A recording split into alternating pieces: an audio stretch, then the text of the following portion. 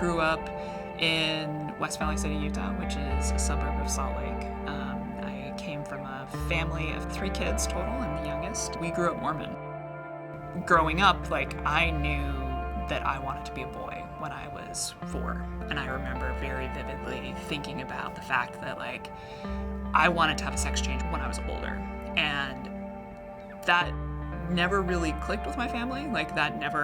Somehow my parents, even to this, until I came out and said yeah, here are the things. They never knew, and they had no idea. They had no idea that I was suicidal, that I constantly contemplated suicide, even from the ages of 4, 5, 6.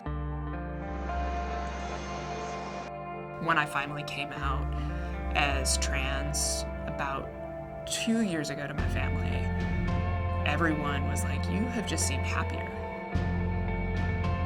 So soon after moving to Portland, I started using they, them pronouns with friends.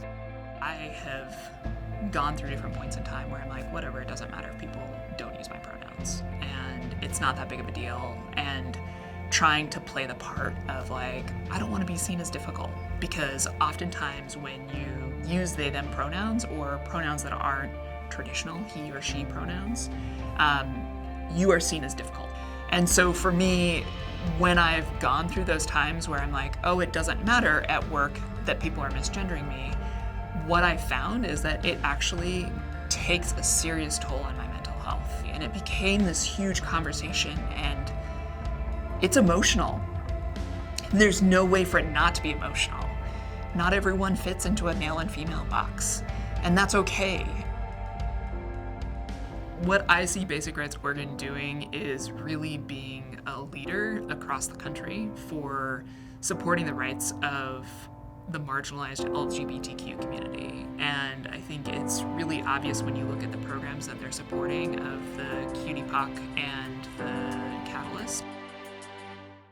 So Catalyst is a program that brings people from very diverse backgrounds together in order to help develop leadership skills for us to become change agents and be able to advocate for the work that needs to be done, and also learn how to have difficult conversations and learn how to support one another and learn about the differences within the community and where those needs and gaps are. And so one of the big things that I've started learning from the Catalyst program is this intersectionality that we're having in these conversations that we have at our retreats. The work that Basic Rights does is really creating those opportunities and creating those experiences for youth, and the fact that it is legally required to use kids' pronouns in school makes a huge difference, and that is the work that Basic Rights has been doing, and I'm envious of those kids to have that upbringing and have those experiences.